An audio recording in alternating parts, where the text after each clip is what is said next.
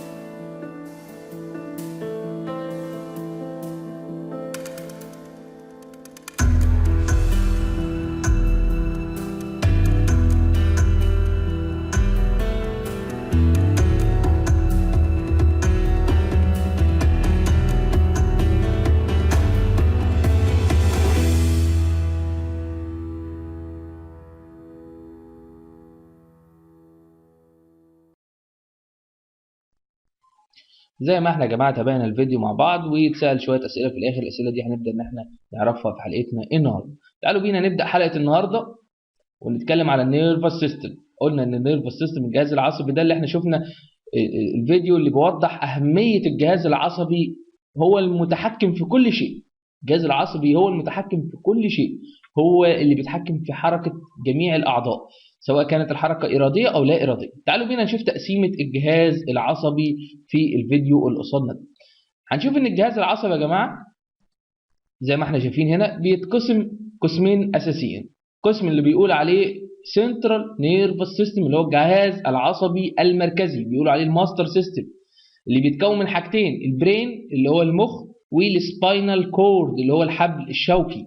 بعد كده بنشوف ان في اسلاك او اعصاب بتطلع من الحبل الشوكي الى جميع الاعضاء في الجسم، بتتم اتصالها بجميع الاعضاء الاسريه. جميع الاعضاء متصله بالجهاز العصبي عن طريق الاعصاب الطرفيه المتصله بالسباينال كورد المتصل بالبرين. احنا دلوقتي قسمناهم لحاجتين: سنترال اللي هو الجهاز العصبي المركزي اللي هو البرين والسباينال كورد، بريفرال اللي هو بيتصل بجميع الاعضاء اللي هو الجهاز العصبي الطرفي. طب بيطلعوا منين بقى؟ الجهاز العصبي الطرفي طبعا احنا عارفين ان السباينال كورد داخل هنا داخل العمود الفقري، بيطلع من بين الفقرات زي ما احنا شايفين دلوقتي الصوره اللي قصادنا دلوقتي، ان الاسلاك دي طالعه من بين الفقرات. لذلك لما نلاقي واحده عنده فقره او عنده غضروف او عنده مشكله في العمود الفقري نبدا ان هو يعاني من الام دي نتيجه ضغط العمود الفقري على العصب اللي خارج ده، فيبدا ان هو يحس بالام اثناء النيرف امبلس. طبعا زي ما احنا شايفين هتبقى يحصل فيه ضغط، فهيبدا ان هو النيرف تطلع الامبلس يطلع باللون الاحمر، يعني في بين هنا في الالم، وبيبقى الام شديده جدا نتيجه ان العصب ده عصب هو السنسور بتاع البين كله، تم الضغط عليه بصوره كبيره، فبالتالي الالم هيبدا ان هو الالم تزيد ويبدا ان هو يعاني من مشاكل في كده. ده الفيديو ده بيوضح لي أهمية الجهاز العصبي وتوزيع الجهاز العصبي. الجهاز العصبي زي ما احنا اتفقنا هو سنترال نيرفس سيستم، برين وسباينال كورد وبريفرال نيرفس سيستم. ده مش موضوع حديثنا، السنترال نيرفس سيستم ده موضوع حديثنا في شابتر تاني خالص غير الشابتر ده، هنبدا نذكره ان شاء الله في حلقاتنا القادمه. بريفرال نيرفس سيستم اللي هو اوتسايد ذا برين والسباين اللي هو خارج الاثنين دول، بيبقى حاجتين: افرنت ديفيجن اللي هو الصادر، افرنت يعني صادر يعني جاي من البرين والسباينال كورد راح للاورجنز، صادر من البرين رايح للاورجنز. افرنت ديفيجن يعني طالع من بره من البريفرال وداخل على السنترال نيرفس سيستم، ودي غالبا بتبقى موجوده بسنسورز، حاجات بنقول عليها سنسورز كده زي كاروتيد ساينس والاروتيك ارت. الحاجات دي يا جماعه بتبقى سنسور كده بتحس بالبلاد بريشر لما يبدا ان هو يقل ولا حاجه، تبدا تدي اشارات للبرين والسباينال كورد ان هو يبدا ان البرين يقول لي زود لي والنبي شغل الهارت، او زود لي شغل الهارت لان الضغط ابتدى يقل، فيبدا ان هو المخ يبدا يبعت اشارات للقلب ان شغله يزيد عشان يعادل الضغط اللي تم انخفاضه. فدي عباره عن سنسورز كده بتنقل الاشارات من خارج الجهاز العصبي المركزي الى الجهاز العصبي المركزي. ده مش موضوع حديثنا فقط، ولكن برضه هنتكلم عنه في حلقه النهارده. موضوع حديثنا هو الافرنت ديفيجن اللي هو الاشارات اللي بتيجي من البرين والسباينال كورد داخله على البريفرال نيرفس سيستم. قال لي هتدخل على حاجتين: هتدخل على حاجه اسمها اوتونوميك نيرفس سيستم، وهتدخل على حاجه سوماتيك نيرفس سيستم. يبقى حاجتين دلوقتي الاشارات هتدخل لهم اللي جاي من البرين والسباينال كورد هتدخل على مواضيع.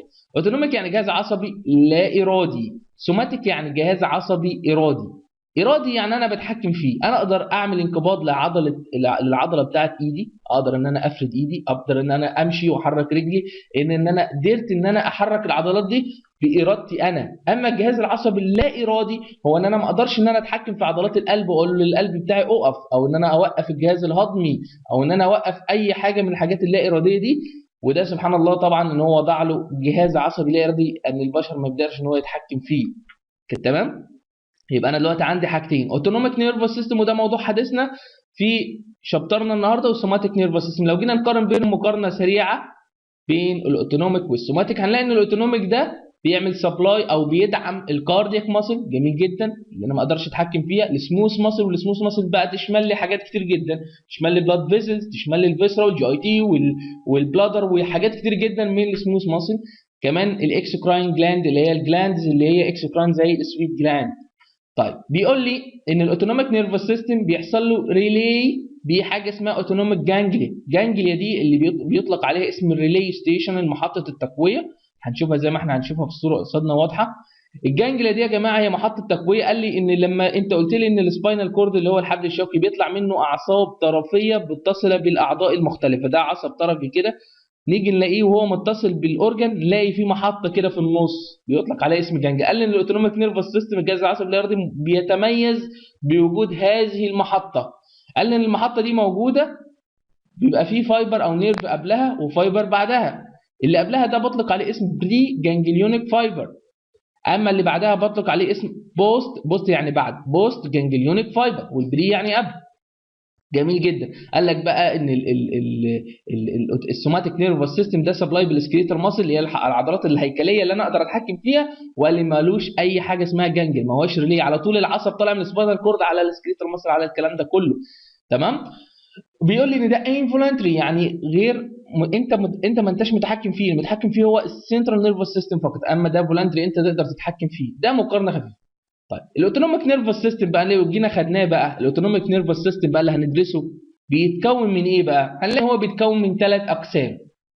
اول قسمين دول سمباثيك وباراسمباثيك. طبعا ده من الحاجات اللي الناس سمعت عنها في ثانوي، سمباثيك وباراسمباثيك، وممكن تكون خدتها في فيسيولوجي قبل ما تدرس فارما والكلام ده كله، ووجدت صعوبه في الريسبتورز والكلام ده. ان شاء الله هنشرح الموضوع ده بسهوله جدا وهيبقى الموضوع سهل جدا. ولكن قال لك في قسم ثالث هو انتريك نيرفس سيستم او الانتريك نيورونز او انتريك نيرفس سيستم، قسم ثاني كده اسمه انتريك نيرفس سيستم اللي هو اي ان اس. اما الاوتونوميك نيرفس سيستم اي ان اس. طيب يبقى الاوتونوميك نيرفس سيستم بينقسم هنا لثلاث اقسام. القسمين دول السمباثيك والباراسمباثيك ده اللي هندرسهم ونقعد ندرس فيهم طول ما احنا ماشيين في الشابتر ده. طول ما احنا ماشيين هناخد نمسك واحد اللي هو الباراسمباثيك نبدا بيه ونخلصه، وبعدين ناخد السمباثيك ونخلصه، يبقى احنا كده خلصنا الشابتر ده. طب تيجوا نتكلم على الانتريك الاول. الانتريك نيورونز دي بقول لي ان دي عباره عن مجموعه من النيرف فايبر متصله بالجي اي تي والبنكرياس والجول يعني بالفيسرا والاحشاء دي كلها. الاحشاء اللي جوه دي بلادر والجي اي تي وده كله مليان نيورونز كده بقول عليها ايه؟ ان هي ده المخ بتاع مليان نيورونز بقول عليها انتريك نيرفس سيستم او انتريك نيورونز. النيورونز دي يا جماعه بتبقى البرين اوف ذا جت، يعني الدماغ بتاعه الجت، الدماغ بتاعه الاحشاء دي كلها هو الاي ان اس. يبقى الاي ان اس ده هو الدماغ بتاعه الجي اي تي والبلادر والكلام ده كله، عباره عن مجموعه كده من النيرف ليها ترانسميترز كتيره ونيورو ترانسميترز كتيره غير النيورو ترانسميترز بتاعه السمباثيك والباراسمباثيك والكلام ده كله، هي المسؤوله عن الحركه دي كلها. طيب هل هو بيعتمد على السي ان اس؟ يعني شغل الانتريك نيرفس سيستم بيعتمد على السي ان اس؟ لا، ما بيعتمدش على السي ان اس، بيعتمد على السمباثيك والباراسمباثيك. يبقى السمباثيك والباراسمباثيك هو اللي بيتحكم في الانتريك نيرفس سيستم، والسمباثيك والباراسمباثيك اللي بيتحكم في السنترال نيرفس سيستم. السنترال نيرفس سيستم بيتحكم في الاثنين دول، والاثنين دول بيتحكموا في ده. تمام. يبقى ده ما هوش ليه التحكم مباشر في سنترال نيرفس سيستم. وده بقى المسؤول الانتريك نيرفس سيستم ده مسؤول عن حاجات الموتيليتي والحاجات بتاعه الفيسرا كلها اللي موجوده. تمام. ده جميل جدا، مجرد معلومات كده ان احنا نعرفها على السيستم ده ولكن دون الدخول في تفاصيل فيه. اما بقى يا جماعه السمباثيك والباراسمباثيك ودول القسمين الاساسيين في الاوتونوميك نيرفس سيستم. لو جينا نتكلم كمقارنه خفيفه كده، اول حاجه طبعا اتفقنا ان السباينال كورد او السنترال نيرفس سيستم عن طريق السباينال كورد هو اللي بيخرج منه الاوتونوميك نيرفس سيستم والبريفرال نيرفس سيستم. طب مكان الخروج السمباثيك مكان خروجه من السباينال كورد، طبعا السباينال كورد بيتم تقسيمه زي تقسيمه العمود الفقري. بيخرج السمباثيك من حاجه او الاوت فلو بتاعه او الخروج بتاعه بيطلق عليه اسم سوراكو لامبر اوت فلو. يعني ايه؟ يعني البري جانجليونيك نيورونز اللي هي الفايبر اللي قبل الجانجليا اللي هي مكان الخروج بتخرج من الثوراسيك، يعني المكان بتاع العمود الفقري اللي هو بنطلق عليه المكان الصدري اللي هو ال 12 مكان دول او 12 فقره دول او بيتقسموا ل 12 قطعه، بيخرج منهم السمباثيك. وكمان مش كده وبس، ده في بيخرج من ال L1 وال L2 بتاع اللمبر، منطقه اللمبر اللي هي القطنيه اللي تحت الثوراسيك على طول بيخرج الاول والثاني بس اللي بيخرج منهم السمباثيك. تمام. يبقى ده مكان خروج الاعصاب بتاعه السمباثيك. اما الباراسمباثيك مكان خروجه بيطلق عليه اسم كرانيو ساكرال اوت فلو، من الكرانيال نيرف اللي هي تحت البرين مباشره. دي بيخرج من العصب الثالث والسابع والتاسع والعاشر. الثالث بيطلق عليه اسمه كيلوموتر، والسابع اللي هو الفاشيال نيرف، والتاسع اللي هو الجلوسوفارنجيال نيرف، والعاشر اللي هو الفيجاس نيرف، وده اهم عصب بيتحكم في شغل كتير جدا في الباراسمباثيك، اللي هو الفيجاس نيرف او العصب العاشر. ده من اهم من الاعصاب اللي بيخرج منه الباراسمباثيك. مش كده وبس، ده بيخرج من الثاني والثالث والرابع من الساكرال سيجمنت. طبعا في صوره في السلايد اللي جايه هتوضح لنا الكلام ده بالتفصيل ومكان الخروج، وهنعرف نشوف ازاي بيخرج الكلام. في من ضمن الفروق كمان ان السمباثيك البري جانجليونيك شورت، يعني البري جانجليونيك فايبر اللي هو الفايبر اللي هو قبل الجانجل اللي بيبقى شورت، والبوست بيبقى لونج، بعكس الباراسمباثيك البري بيبقى لونج اما البوست بيبقى شورت. قال لي ان عشان الاعصاب دي تتصل ببعض بيبقى في كيميكال ترانسميترز، في كيميكال ترانسميترز او نيورو ترانسميترز. الناقل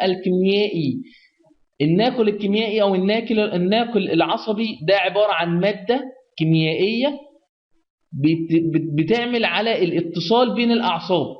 الكلام ده هنعرفه لما نيجي شويه في الحلقه كده هنتكلم عنه دلوقتي، ولكن هيبقى في اختلاف. الناقل الكيميائي هنا اسمه استايلكولين، ده الاختصار بتاعه.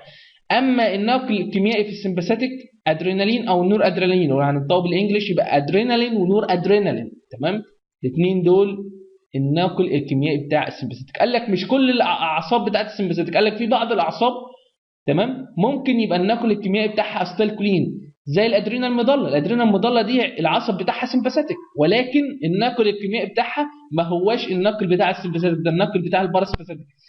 كمان السيرمو ريجولاتوري سويت جلاند اللي بيقولوا عليها الايكراين سويت جلاند. انا عندي نوعين، ايكراين وايبوكراين. الايكراين دي هي الوظيفه اللي مسؤوله عن الوظيفه الاساسيه بتاعت السويت جلاند دي، الكيميكال ترانسميتر بتاعها استالكولين، ما هواش ادرينالين او نور ادرينالين زي الكيميكال ترانسميتر بتاع السمباثيك. دي مقارنه كده خفيفه بين الاثنين. علشان نفهم الموضوع قوي ونفهم الخروج تعالوا بينا نشوف الصوره دي. الصوره اللي دي بتوضح لي حاجه اسمها ان الاعضاء كلها في جسمي 90% او الموست اورجانز اللي جوه الجسم دي كلها داخل لها سلكين، بمعنى كده بالعربي كده داخل لها سلكين، سلك سمباثيك وسلك باراسمباثيك، والاثنين شغلهم عكس بعض بوضوح وبكل سهوله. 90% من الاعضاء بتاعتي سواء كان قلب، لانج، ليفر، ستومك، الحاجات اللي قدامي دي كلها داخل لها سلكين، سلك سمباثيك وسلك باراسمباثيك، والاثنين بيشتغلوا شغل عكس بعض. اذا السمباثيك اشتغل شغل معين تلاقي الباراسمباثيك اشتغل شغل العكس، ولكن الاثنين مش في نفس الوقت. لا، الاثنين مش في نفس الوقت. جميل جدا. يبقى انا اتفقت دلوقتي ان الاعضاء دي كلها داخل لها سلكين بيقولوا عليها الدول انرفيشن. انرفيشن دي يعني النيرف متصله بنيرف معين، اتصال متصله بحاجتين، سمباثيك وباراسمباثيك. ومعظم الاعضاء 90%، لان انا هتكلم دلوقتي عن اكسبشن دلوقتي او اعضاء داخل لها حاجه واحده بس. تمام، تعالوا بينا نعمل زوم كده على الصوره اللي قصادنا دي. هنا السمباثيك زي ما احنا شايفين، هنا السمباثيك نيرف ده السمباثيك. تمام، ده البرين والسباين. بيخرج منين بقى؟ انت قلت لي بيخرج من الثوراسيك اللي هي المكان الصدري في العمود الفقري ده كده، الثوراسيك كلهم اللي هم ال 12. جميل جدا. وقلت لي ان هو شورت بري جانجليونيك زي ما احنا شايفين، دي الجانجليا اهي شورت، زي شايفين شورت بري جانجليونيك، ولكن البوست جانجليونيك لونج. شوف السلك البوست عامل ازاي، طويل اطول من السلك الشورت اللي هو البري جانجليونيك. يبقى ده شورت وده لونج. ده من احد. هنلاقي الكلام ده العكس في الباراسمباثيك. يبقى السمباثيك بيخرج من الثوراسيك كلها وبيخرج من اللمبر الاول والثاني، هم 5، الاول والثاني بس اللي بيخرج منهم. نيجي بقى نشوف الايه، قال لك ده بيخرج من الكرانيا كلهم. كرانيا العصبي بقى الثالث والسابع والتاسع سوري الثالث والسابع والعاشر. ثالث 3 7 10 الثلاث اعصاب دول بيخرج من الكرانيا اللي هم ايه بقى؟ الباراسمباثيك. قال لك لا مش كده وبس، ده بيخرج لي، قال لي كمان بيخرج من الساكرال سيجمنت اللي هو الثاني والثالث والرابع ساكرال. يبقى ده مكان خروج الباراسمباثيك. زي ما احنا شايفين معظم الاعضاء اللي احنا شايفينها هنا، ناخد مثلا اللنج كمثال، داخل لها سلك هنا باراسمباثيك وسلك سمباثيك. هنلاقي ان ده شغله غير ده. هنلاقي ان السمباثيك هنا بيعمل اتساع في البرونكاي في الشعب الهوائيه، اما الباراسمباثيك بيعمل ضيق في الشعب الهوائيه. ده اللي هنتكلم عنه بالتفصيل في حلقه بكره لما نتكلم على الريسبتورز بتاعه الحاجات دي كلها. تمام. قال لي علشان الاشاره تنتقل من البرين هنا والسباينال كورد تروح لللنج، بيبقى فيه هنا اتصال عصبي. اتصال عصبي عن طريق سائل كيميائي او مركب كيميائي في الباراسمباثيك المركب ده اسمه اسيتايل كولين. السمباثيك النقل الكيميائي هنا الادرينالين والنور ادرينالين. تمام. طيب كده جميل جدا. تعالى بقى اتكلم لي على الاكسبشن اللي انت قلت عليه او الاعضاء اللي بيسبلايد بوان ديفيجن بس، لا اما سمباثيك او باراسمباثيك. قدامنا هندي امثله للاورجنز اللي سبلايد بوان ديفيجن من الاوتونوميك نيرفس. اول مثال هو الايرس سفنكتر ماسل، اللي هي العضله بتاعه القزحيه، ولكن العضله اللي هي بيطلق عليها اسم السفنكتر، العضله القابضه، بيطلق عليها اسم بيوبلاري كونستريكتور ماسل، او بيطلق عليها اسم سيركولار ماسل. ثلاث اسماء: ايرس سفنكتر ماسل، سيركولار ماسل، بيوبلاري كونستريكتور ماسل. ثلاث اسماء معانا. قال لي ان العضله دي سبلايد بالباراسمباثيك بس، وعن طريق ريسبتور اسمه ام 3. مش موضوع حديثنا ولا احنا كاتبينه كده، بس عشان لما نيجي ناخده ندرس الريسبتورز ونيجي نراجع نلاقي ان الام 3 ده هو المتصل بيه. تمام. يبقى ده الام 3 ده موضوع حديثنا في الحلقه القادمه ان شاء الله. يبقى دي اول عضله متصله بحاجه واحده بس، باراسمباثيك. تعالوا بينا نشوف العضله دي. العضله دي اللي قصادنا هنا، في دي العين، ده شكل العين، دي القزحيه بتاعت العين الايرس، دي القزحيه كلها، المنطقه البيضاء دي كلها. قال لي المنطقه البيضاء دي فيها عضلتين: عضله سيركولار، عضله دائريه اللي الماوس ماشي معاها اهو، دائريه، يعني لو حصل لها انقباض، لو واحد عمل كده بصباعه حلقه بصباعه كده ويعمل انقباض، هيلاقي ان هي بتضيق. دي لو حصل لها انقباض تضيق لانها دائريه. قال لي في عضله ثانيه اسمها الراديال، اللي هي الشعاعيه دي، الراديال دي لو حصل لها انقباض هتتشد لبره كده، هتتشد كده، تتشد كده، دي الراديال. قال لي العضله اللي الداخليه او الدائريه دي سبلايد بباراسمباثيك فقط، بباراسمباثيك. والريسبتورز اللي هنا اللي سبلايد بيها كونستريكتور، يعني بيعمل كونتراكشن. يعني لو العضله الباراسمباثيك اشتغل هيعمل كونتراكشن، هيضيق، هيبدا ان هو يضيق ويخش لجوه، هيضيق لي حدقه العين اللي هي النقطه السوداء اللي جوه دي. دي اول عضله سبلايد بحاجه واحده. العضله الثانيه هي العضله الثانيه اللي جنبها الراديال ماسل، او اللي هي الايرس دايليتور او البيوبل دايليتور ماسل، اللي هي ثلاث اسماء برضه. دي سبلايد بسمباثيك، اللي هي العضله اللي هي الشعاعيه دي سمباثيك. والريسبتورز بتاعها الف 1 يعني كونستريكتور، هنعرفه بالتفصيل. قال لي ان دي لو حصل كونتراكشن هنا للسمباثيك او حصل امبلس جايه من السمباثيك، هيعمل كونتراكشن للعضله دي فهتبدا تتشد لبره، فيعمل اتساع. يبقى هنا الشغل ده غير الشغل ده، الشغل الاتساع حدقه العين غير اللي هو الميدريازيس غير الميوزيس. هنا الشغل ده عكس ده، ولكن الاثنين مختلفين وكل واحد سبلايد بعضله معينه. ده من ضمن اشهر الامثله لان الاورجنز ممكن تبقى سبلايد بحاجه واحده بس. مثال اخر، المثال رقم 3 هو الاريكتور بايلي ماسل او البايلوموتر ماسل، اللي هي الماسل المسؤوله عن حركه الشعيرات او الشعر الدقيق اللي موجود في الايد او في الرجل. بيقول لي ان الشعر ده اللي موجود في الايد بيبقى ليه ماسل تحته، لو الماسل دي حصل لها كونتراكشن الشعره تقف. وده نلاحظه قوي لما واحد تلاقيه خايف مثلا او في رعب او كده، تلاقي شعره وقف، يقول لك انت شعرك وقف من كتر الخوف. ليه شعرك وقف بقى؟ لان هي سبلايد بسمباثيك بس. وغالبا السمباثيك ده يا جماعه من ضمن الحاجات اللي بتشتغل في الخوف والرعب والحاجات دي. فلما يحصل له اثاره السمباثيك، معنى كده ان الهير هيحصل له اريكشن، لان الهير ده العضله بتاعته مرتبطه بسمباثيك اللي هي الريسبتور بتاعها بيعمل كونتراكشن. فبالتالي بتلاقي في البرد او الساعه اول حاجه اسمها الجوس بامبس، اللي هي صرخه الرعب، يعني تعبير كده كصرخه الرعب. ده بيخلي الهير يحصل له كونتراكشن او اريكشن. ده ثالث مثال. المثال الرابع معانا هو السيرمو ريجولاتوري سويت جلاند، اللي هي الاكراين سويت جلاند. دي سبلايد بسمباثيك، ولكن اللي شغال هو الباراسمباثيك. ازاي؟ هنفهم المثال ده شويه عشان ما نتلخبطش. السويت جلاند دي يا جماعه اللي هي الاكراين جلاند دي مرتبطه بعصب سمباثيك، يبقى العصب اللي جاي من السباينال كورد بتاعها سمباثيك، ولكن علشان يجي يشتغل نلاقي الكيميكال ترانسميتر ما هوش سمباثيك، نلاقيه اسيتايل كولين هو بتاع الباراسمباثيك، ونلاقي الريسبتور اللي موجود، المستقبل اللي موجود عباره عن باراسمباثيك.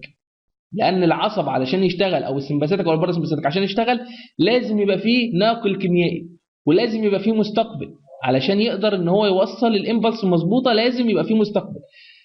الفايبر او النيرف سمباثيك، ولكن المستقبل والنقل الكيميائي هو باراسمباثيك. ده بنلاقيه كمثال للكلام ده. ومثال تاني برضو الادرينال مضل، بنلاقيه سمباثيك ولكن الريسبتور ما هواش سمباثيك، نلاقي نيكوتينيك ريسبتور اللي هو بارا سمباثيك، ونلاقي ان اللي بيشتغل الكيميكال ترانسميتر اللي بيشتغل هو الكيميكال ترانسميتر بتاع البارا سمباثيك. الفنتركلز بتاعت الهارت، البطين بتاع الهارت والكدني، الاثنين دول يا جماعه انرفيتد بالاثنين، بالسمباثيك والباراسمباثيك. طب انت حاططها لي هنا ليه؟ قال لك لان السمباثيك العلماء وجدوا وظيفته، اللي هو وجدوا انه هنا في الهارت والكدني في الفنتركلز في الهارت وجدوا بيتا 1 ريسبتور، والكدني وجدوا بيتا 1 ريسبتورز سمباثيك، ولقوا كمان الباراسمباثيك انرفيشن، ولكن مش لاقيين له وظيفه او لسه ما فهموش وظيفته. تمام؟ فبالتالي كل اللي فاهمينه فيه هو وظيفته كسمباثيك في الكدني والفنتركلز في الهارت. البلاد فيزلز، البلاد فيزلز ده مثال مهم جدا، او عامه الفاسكولار سموث ماسل او البلاد فيزلز دي انرفيتد بسمباثيك دايركت كده سمباثيك، تلاقي البلاد فيزلز مرتبطه او متصل عليها عصب سمباثيك والريسبتورز بتاعه موجود، تمام، اللي هو الالفا 1 ريسبتور، ولما يجي يشتغل يعمل ضيق في الاوعيه الدمويه. نلاقي بقى ان هو نون انرفيتد بباراسمباثيك، يعني ما هوش متصل بباراسمباثيك، ولكن ان الباراسمباثيك ريسبتور او الباراسمباثيك نيرف بيأثر على البلاد فيزلز. ازاي بيأثر عليها وما هياش متصله اتصال مباشر؟ بنقول عليها اندايركت اكشن، يعني اتصال غير مباشر او تفاعل غير مباشر، عن طريق ان لما الباراسمباثيك يحصل له اكتيفيشن عند البلاد فيزلز يبدا يطلع لي ماده داخل البلاد فيزلز، الماده دي اسمها نيتريك اوكسيد. النيتريك اوكسيد دي هي المسؤوله عن الاتساع بتاع الاوعيه الدمويه. يبقى النيتريك اوكسيد دي زياده خروجها هو المسؤول عن اتساع الاوعيه الدمويه، ولكن ما هواش المستقبل بتاع الباراسمباثيك هو المسؤول عن الاتساع، لا، الباراسمباثيك اشتغل وشغل الريسبتور بتاعه، ولكن حصل تاثير اتساع في الاوعيه الدمويه نتيجه خروج ماده ثانيه، مش نتيجه خروج الاكتيفيشن بتاع الباراسمباثيك. الباراسمباثيك هو اللي عمل اكتيفيشن، هو اللي خرج الماده، ولكن الاتساع نتيجه خروج الماده، تمام، اللي هي النيتريك اوكسيد. ودي الماده دي يا جماعه الان او ده او النيتريك اوكسيد هو الماده المسؤوله عن الفازو دايليتيشن بتاع البلاد فيزلز عامه في الفارما، يعني بيبقى هو ده المسؤول الرئيسي عن الفازو دايليتيشن في البلاد فيزلز. هنعرفه بالتفصيل طبعا في قدام. هل في صعوبه في الامثله اللي وصلنا دي؟ مجرد امثله بنوضح فيها ان في هناك اورجنز سبلايد او انرفيتد بوان ديفيجن فقط من الاوتونوميك نيرفس سيستم. تعالوا بينا بقى نتكلم في رول اوف ذا سنترال نيرفس سيستم ان ذا كنترول اوف اوتونوميك فانكشن. تحكم السنترال نيرفس سيستم في الاوتونوميك نيرفس سيستم، طبعا في بدايه حلقتنا اتفقنا ان المتحكم الرئيسي في الاوتونوميك نيرفس سيستم او الاوتونوميك فانكشن هو السنترال نيرفس سيستم. عن طريق ايه؟ اتفقنا يا جماعه ان في حاجتين، افرنت حاجات صادره من السنترال نيرفس سيستم ورايحه للاوتونوميك، وحاجات راجعه من البريفرال رايحه للسنترال بنقول عليها افرنت. الافرنت امبلس او الاشارات اللي هي جايه او رايحه دي بتعدي على مراكز في السنترال نيرفس سيستم. المراكز المسؤوله عن الافرنت او المسؤوله عن افرنت ريفلكس او الاشارات اللي رايحه دي، المراكز دي زي الهايبوثالاموس والميدالا اوبلونجاتا والسباينال كورد. المراكز الموجوده في البريفرال عباره في البريفرال اللي هي مسؤوله عن الافرنت، اللي هي بترسل النبضات او الاشارات الى البرين او السباينال كورد، دي عباره عن حساسات موجوده في اماكن معينه في الجسم. هندي مثال للكلام ده علشان نبدا نذكر. المثال الاول هو الريفلكس ارك. الريفلكس ارك ده عباره عن نيورال باثواي بيتحكم في اكشن ريفلكس او تفاعل عكسي او حاجه اتعكست. ازاي؟ في الصوره اللي قصادنا دي، الصوره اللي قصادنا دي هو الريفلكس ارك، هو ده النيورال باثواي بتاع الريفلكس ارك، الاربعه دول، الاربعه باثواي.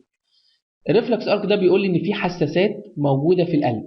ده القلب في حساسات بتحس بزياده الضغط وهبوط الضغط. بيقول لي لو الضغط حصل فيه انخفاض في حساسات، الحساسات دي اسمها بارو ريسبتور اللي هو هنا وهنا، والفينا كافا، اورتيك ارش، وكاروتايد ساينس. الحساسات دي موجوده في القلب. بيقول لي ان الحساسات دي بتحس سواء بزياده الضغط او بانخفاض الضغط. قال لي لو مثلا انخفض الضغط تبدا الحساسات دي تحس بانخفاض الضغط، تبدا تبعت حاجه اسمها الافرنت ريفلكس اللي هي هتودي الريفلكس الامبلس الاشارات للبرين. دي اول حاجه، الباسوي الاول ده ان هي هتودي اشارات من الحساسات دي للبرين، يقول له خلي بالك في ضغط منخفض. يجي البرين بقى يتصرف ازاي؟ عن طريق الهايبوثالاموس او الميدالا اوبلونجاتا او السباينال كورد، يبدا ان هو يتصرف في الحاجات اللي بيتحكم فيها. بيتحكم في الباراسمباثيك والسمباثيك. الباراسمباثيك هنا وظيفته ان هو يقلل وظائف القلب، والسمباثيك ان هو يزود وظائف القلب. الاشاره جات له تقول له خلي بالك القلب فيه انخفاض، يعني انخفاض يعني زود وظائفه. يبدا ان هو يقلل الباراسمباثيك، لان هي الباراسمباثيك بيقلل وظائف القلب، فيبدا ان هو يقول له قل، لان اللي هي الوظائف قليله خلقه، فما بلاش تشتغل انت. يقول للسمباثيك اشتغل انت بقى، اشتغل. فعشان السمباثيك يشتغل بيطلع له الترانسميتر بتاعه، النيورو ترانسميتر بتاع السمباثيك بيجي من حاجه اسمها الادرينال مضله، هي اللي بتخرج الادرينالين والنور ادرينالين، هي اللي بتخرجه. فبالتالي يروح النيرف هنا اللي جاي للادرينال مضله يقول لها اشتغلي وطلعي لي شويه من الكيميكال ترانسميتر بتاع السمباثيك عشان انا عايز ضربات القلب تزيد. يبدا يشتغل ليه؟ لان حاجاله اشاره من السنسورز دي بتقول له ان في انخفاض في ضغط. ده بقى ده كنترول، ده بنقول عليه مثال للكنترول او الريفلكس. ده كده ازاي قدر ان التحكم بدون ادويه ولا بدون ان الشخص ياخد ادويه ولا اي حاجه، تحكم كده اوتوماتيك اشتغل لوحده. تمام. في تحكم تاني هو الايموشنز، العواطف. اي حد بيشعر بخوف شديد او خوف او فزع او الحاجات دي كلها، يبدا ان الحاجات الفزع والخوف والحاجات دي بتلخبط او بتلعب في الاكتيفيتي بتاعه الاوتونوميك نيرفس سيستم. ده اللي هنعرفه في حلقه بكره ان شاء الله. ده من احد المثال اللي بيحصل كنترول على الوظائف بتاعه الاوتونوميك فانكشن. نيورو ترانسميترز ده اخر سلايد او اخر موضوع هنتكلم فيه في حلقتنا النهارده. ايه هو الناقل الكيميائي اللي انا سمعته على مدار الحلقه وانت بتقول لي الناقل الكيميائي الكيميكال ترانسميتر، ناقل كيميائي علشان العصب السمباثيك او الباراسمباثيك لازم يشتغل، لازم في ناقل كيميائي. اتفقنا يا جماعه، وهنشوف الخليه العصبيه. الخليه العصبيه، الجهاز العصبي مكون من خلايا عصبيه، الجهاز العصبي مكون من خلايا عصبيه، وكل خليه من الخلايا العصبيه دي بتتصل بمنطقه بيطلق عليها اسم السينابس. يعني ايه؟ انا عندي هنا خليه عصبيه وخليه عصبيه، وهنا خليه عصبيه، وطبعا في اتصال اللي هو الفايبر اللي احنا شايفينه اللي هو السلك الطويل ده بتاع السمباثيك والباراسمباثيك، عباره عن اتصال خلايا عصبيه ببعضها، اتصال خلايا عصبيه ببعضها. قال لك الخلايا العصبيه دي متصله ببعض ولكن عن طريق حاجه اسمها ساينابس. زي ما احنا شايفين لو كبرنا هنا الصوره هنا، الاتصال ده لو جينا كبرناه كده هنلاقي ان الاثنين مش لازقين في بعض، لا ده في مساحه هنا او مسافه، المسافه دي حوالي 20 الى 40 نانومتر، يعني مسافه ضئيله جدا، مش اتصال مباشر. قال لك ازاي بقى بينتقل الاشاره من العصب ده للعصب ده وما هماش متصلين اتصال مباشر؟ ده بقى اللي العلماء ابتدوا ان هم ايه يبحثوا عنه. في بدايه القرن العشرين يا جماعه، العلماء كان بيعتقدوا ان الاتصال العصبي ده هي كهرباء ماشيه كده، كهرباء ماشيه. ولكن يا جماعه في عالم، تمام، عالم هيستولوجي، عالم ده اكتشف ان الاتصال ده ما هواش اتصال مباشر، ان في فتحه او فراغ بين العصب والتاني يقدر من 20 ل 40 نانومتر بين الحاجات دي. واقترح ان في ناقل كيميائي، سائل او ماده كيميائيه، لما يجي الامبلس او الاشاره الكهربائيه من هنا، الناقل ده بيبقى متخزن هنا، بيجي ولما يحس بالاشاره يبدا ان هو يخرج، ولما يخرج يطلع من الاشاره او المكان ده يبدا يخرج في الفراغ، ويبدا ان هو ينقل الاشاره من النيرف دي للنيرف دي عن طريق الناقل اللي هو الجزيئات الحمراء اللي احنا شايفينها، النقط الحمراء. جميل جدا. انا عايزك تطلع من الحلقه وانت فاهم الحته دي قوي، ان الانتقال العصبي بين عصب وعصب عن طريق ناقل كيميائي. النقل الكيميائي ده لما يحصل فيه امبلس جايه من العصب ده، علشان ينتقل للعصب ده لازم الناقل ده يتحرك ويبدا ان هو يروح يجي ينقل الاشاره للعصب الثاني، وهكذا وهكذا وهكذا، حتى لما يوصل خالص للاورجن اللي هو رايح عشان يديله الاشاره. جميل جدا. طب النقل ده بيشتغل ازاي؟ بيشتغل بريسبتورز، مستقبل. المستقبل ده بقى اللي احنا اتكلمنا عنه في الانترودكشن، في الانترودكشن وقلنا انواع المستقبلات ايه، والريسبتورز ايه، وانواعه ايه، والكلام ده كله. طب الناقل ده عشان يطلع من هنا ويشتغل يبقى فيه مستقبل موجود هنا. المستقبل ده لما يبدا يحس بالناقل يبدا ان الاشاره تنتقل على العصب ده، وهكذا، وتستمر الانتقال ده العصبي. جميل. يبقى النيورو ترانسميتر ده لو جينا عرفناه هنقول ايه؟ هو عباره عن اندوجينوس كيميكالز، هي مواد كيميائيه موجوده داخليا بتنقل الاشاره من عصب لعصب عن طريق السينابس اللي هي المنطقه دي. طيب العصب ده اللي بيجي منه الاشاره بقول عليه بري سايناب نيورون، او العصب اللي هو بري سايناب قبل السايناب، والعصب اللي هو بيروح له الاشاره بس بقول عليه البوست سايناب. تمام، يبقى بري ساينابتيك نيورونز والبوست ساينابتيك نيورونز، والمكان اللي في النص ده بيقول عليه ساينابتيك كليفت. جميل. يبقى الانتقال العصبي يا جماعه بينتقل عن طريق، عايزك تفهمها اول الحته دي لان الحته دي هي شغلنا كله. ليه؟ لان في سنه 1921 في عالم الماني ابتدى ياكد الموضوع ده، ياكد النظريه دي اللي اكتشفها ان في فراغ بين الاعصاب. ابتدى ان هو يكتشف ويستخدم تجربه ان هو يبدا يحقن حاجه وتبدا فعلا ان الناقل ده فيه مستقبلات وتبدا ان هي تحس والحاجه وايه، وحصل في كان شغال على الضفدع وحصل فيه ريسبونس لعضله معينه في الضفدع. وهنا بقى ابتدت الادويه تشتغل بقى، ان انا اجيب ادويه تشتغل على الريسبتورز اللي موجوده هنا، مش لازم ان انا محتاج للناقل الكيميائي ده ابدا ان انا اشغل. فبالتالي انا اللي ادي الاشارات للجي اي تي والهارت والحاجات دي، وان انا اقفل ريسبتورز، فبالتالي امنع الاتصال العصبي هنا والكلام ده. ابتدت بقى فكره الادويه تبدا من الفكره دي او المدخل ده. تمام، ده معنى نيورو ترانسميتر. طبعا المعنى عمره ما هيتضح قوي الا بان احنا نسمع فيديو. تعالوا بينا نشوف الفيديو اللي قصادنا دلوقتي.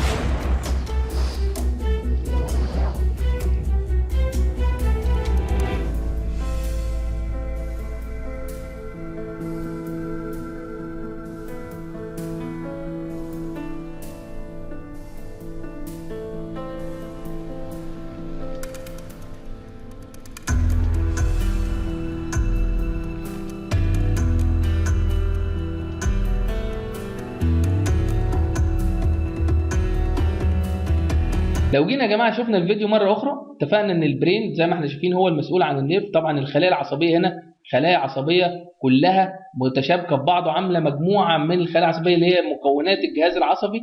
طبعا كل خليه بترتبط بالثانيه عن طريق ساينابس او فراغ بين الخليه والخليه. زي ما احنا شايفين هنا دلوقتي الامبلس دي عباره عن اشارات كهربيه بتخرج. تمام، زي مثلا الصوديوم بيخرج ويطلع ويخرج يطلع وينقل الامبلس، فالامبلس بتبدا ان هي تمشي يعني زي ما احنا هنشوف دلوقتي.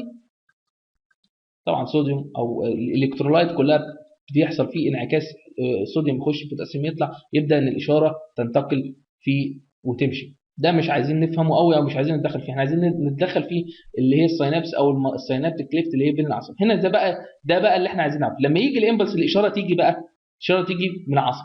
المفروض ان هنا في الفيديو قصادنا ان هنا في فراغ. ازاي العصب ده هينقل الاشاره للعصب ده عشان يروح ويكمل طريقه للاورجن او العضو اللي رايح له الاشاره الكهربائيه من المخ؟ ازاي؟ قال لك في هنا حويصلات بتحتفظ بماده كيميائيه اللي هي نيورو ترانسميتر.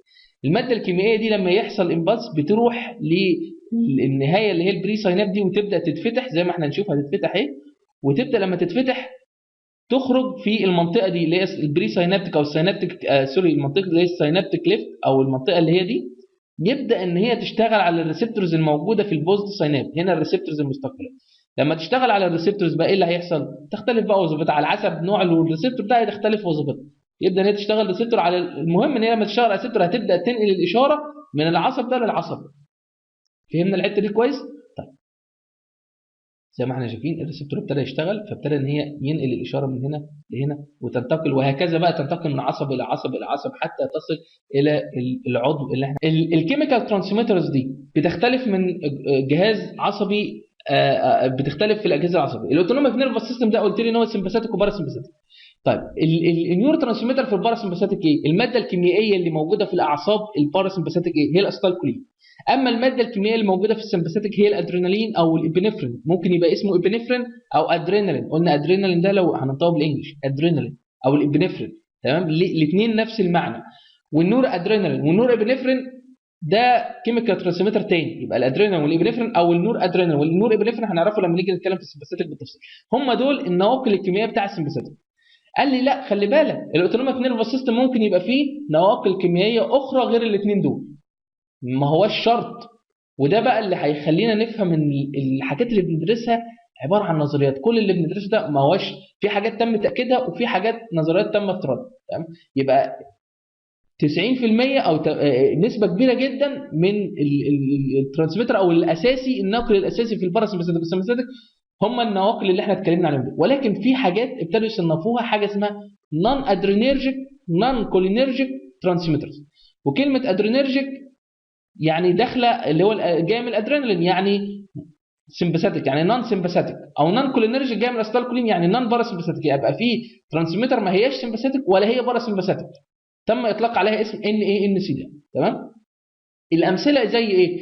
قال لي زي النيتريك اوكسيد. قال لي يا عم النيتريك اوكسيد ده ممكن يشتغل ككو ترانسميتر في النون انرفيتد باراسمباثيك في البلاد فيزلز، زي والمثال ده قلناه قبل كده، قلنا البلاد فيزلز دي انرفيتد بسمباثيك فقط، ولكن الباراسمباثيك بيتحكم فيها عن طريق ناقل تاني اسمه نيتريك اوكسيد، هو المسؤول عن الفازو دايليتيشن. وده نلاقيه كمثال ان هو في الانتصاب بتاع الفينوس اريكشن او القضيب، لما يحصل له اريكشن نتيجه ان في فازو دايليتيشن حصل في المكان ده ناتج عن النيتريك اوكسيد اللي حصل له اكتيفيشن بالباراسمباثيك. تمام. والادويه اللي هي الفياجرا والحاجات دي شغاله على ان هي بتزود النيتريك اوكسيد.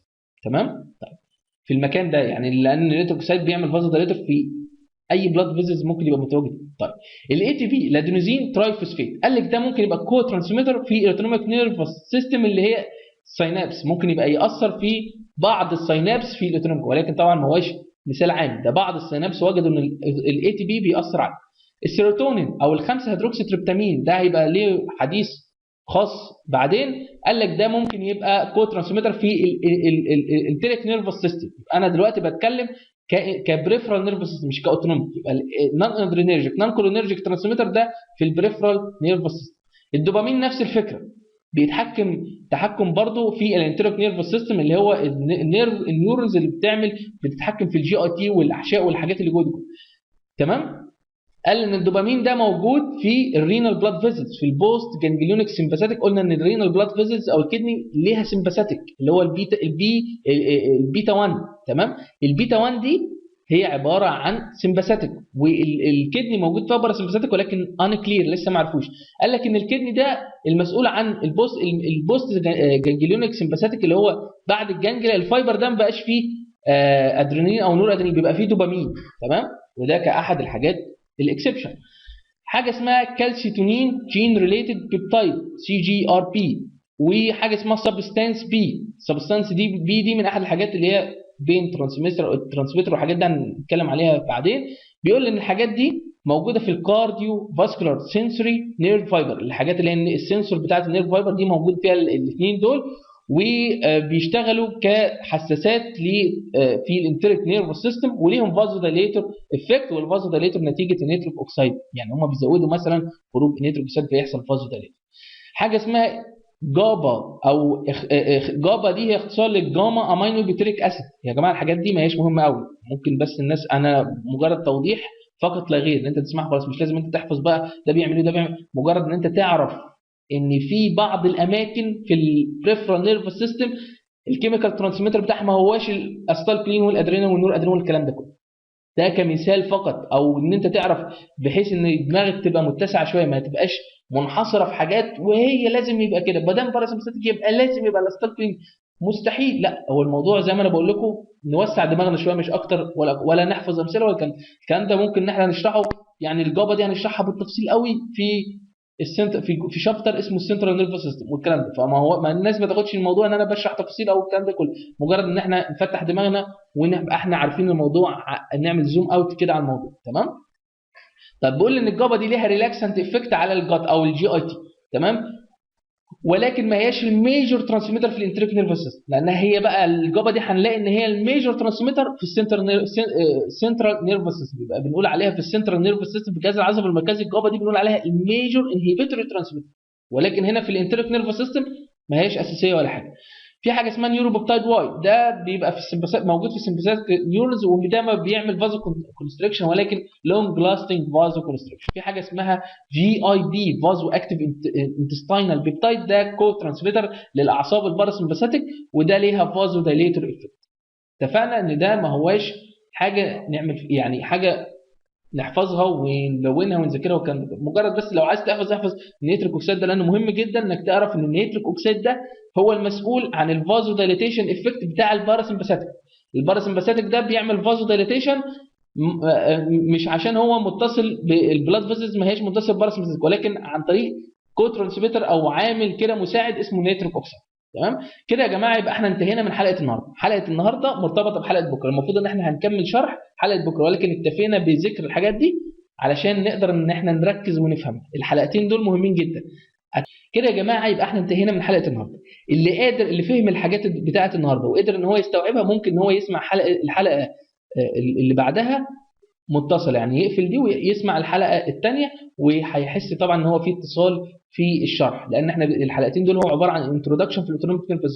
ولو فهمنا الانتروداكشن دي كويس مش هنلاقي اي صعوبه في الاوتونوميك خالص.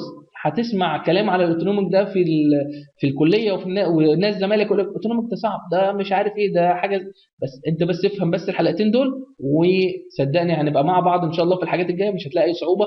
وزي ما الناس سمعتنا في المواسم اللي فاتت ولقت ان الموضوع سهل جدا، ان شاء الله الموسم ده هنلاقي الموضوع اسهل بكتير، مع اننا بنزود في الشرح والموضوع بقى ادفانسد معانا وبنشرح بيه تفصيلي شويه، ولكن برضه بنفس السهوله اللي بنشرح بيها، بنفس العروض السهله، بنفس التوضيح. ليه؟ علشان نقدر ان احنا ناخد اكبر قدر ممكن من المعلومات بطريقه سهله جدا، نعرض المعلومه بطريقه سهله جدا، مفيش اي صعوبه. الناس تسمعها وتساعدها ان هي تذاكر، وربنا يوفقكم ان شاء الله. وان شاء الله موعدنا مع الحلقه اللي جايه. اتمنى الحلقه دي تكون عجبتكم، واللي قادر يكمل معانا يفتح الحلقه الثانيه، اللي قادر ان هو حاسس ان هو متلخبط ممكن ان هو يراجع الحلقه مره ثانيه وياخد الحاجات المهمه فيها ويبدا ان هو يكمل معانا. اتمنى يا جماعه ان الحلقه دي تكون عجبتكم. ان شاء الله اشوفكم في حلقه جديده. كان معكم دهشان حسن دهشان من حلقاتنا في فارما تيوب من كتاب فارما جايد. استودعكم الله والسلام عليكم ورحمه الله وبركاته.